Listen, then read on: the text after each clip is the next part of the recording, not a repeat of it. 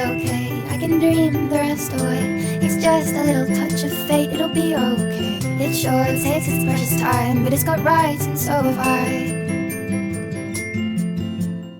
Hello Too Much Minecraft, my name's Jamie. We are back with another texture pack review. So this one was suggested by ours truly's YZHD. He has suggested Faithfulcraft. Now I'm looking at this at a 32 by 32 texture pack. I have to say it's pretty cool. I do like it. It's very upscaled standard Minecraft, if that makes sense. It looks just like the normal Minecraft texture pack, you know, there's not too much deviation from it. All the ores look very similar, maybe a few extra in there. The bookcases and everything look just how the bookcases do, TNT and so on and so forth, but it just seems to be of better quality, if that makes sense. It's not quite as pixelated. Well, obviously it's not quite as pixelated because it's a 32 texture pack, but overall it genuinely does seem like a much cleaner texture pack than even the 16 by 16. It looks just like the standard texture pack. I have to say I quite like the glass. It's much clearer. The frames are much thinner than sort of your standard glass, and you know, glass is what sells it to me for a texture pack. The glass has got to look nice, otherwise I won't use it. So I think I'm a little bit biased on this one because I do really like the glass. There are some textures I'm not overly keen on, just because I don't know, they just almost look a little bit too grainy, if you like the I'm just trying to think of an example now.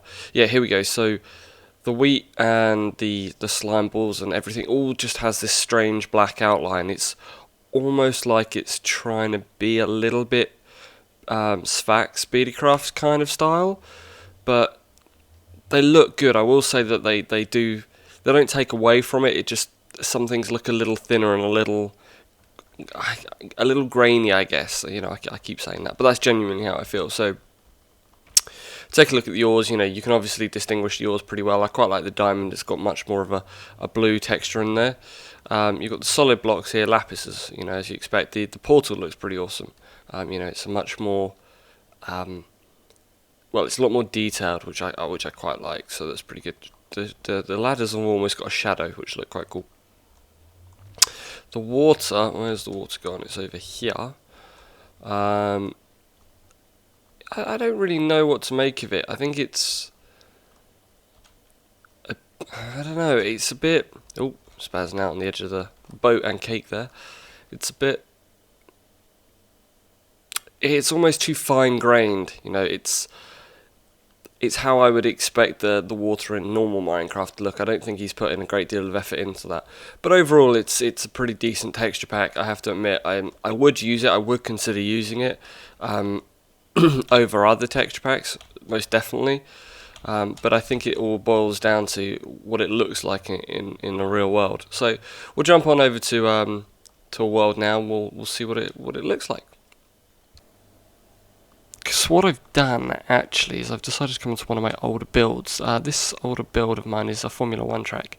Now the reason I chose this was because I found that a lot of the servers that I've been using this texture pack on over the past few days hasn't worked very well. I found that the texture pack doesn't really suit a server that has been built in another texture pack. Like for example, the Too Much Minecraft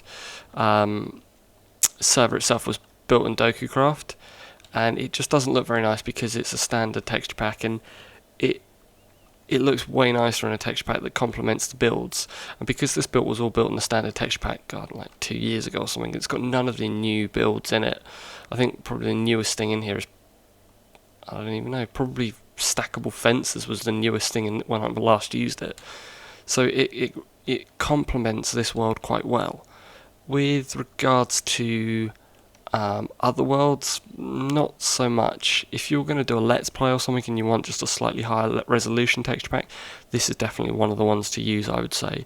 If you want to do a adventure map or something like that and you want something quite generic, definitely this is definitely the way to go. There's no sort of cross of textures. There's no two textures that look the same. It's just how you would expect Minecraft to look if it was just a little bit better graphics, if you like, you know, if it was using a 32 by 32 texture pack. So it's, in my opinion, it's a very plain but very neat texture pack for that reason. That's why it works well for builds like this, and you know, other sort of standard builds, if you like.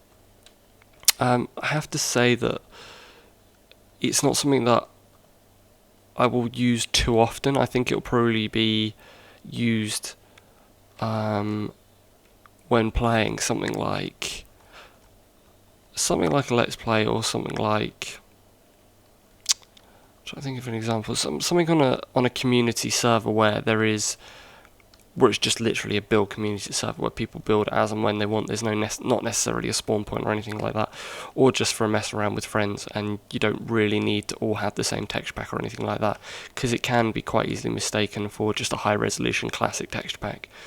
So definitely, I'm not quite sure why I'm lagging out here, but it's crazy. Look, there you go. Proves how old it is. I had to convert this world. The doors don't even fit the right way around. So yeah, I mean, let me know what you guys think of the texture pack. Thanks very much to Wisey for suggesting it. It's cool. I like it. I'll probably have to give it, if I had to rate it, I'd say a 7 out of 10, just purely because I like the standard texture pack, and it complements it very well. So yeah, definitely a 7 out of 10 for this one. Anyway, if you've got any texture packs, stick them in the comments below, and as always, see you next time.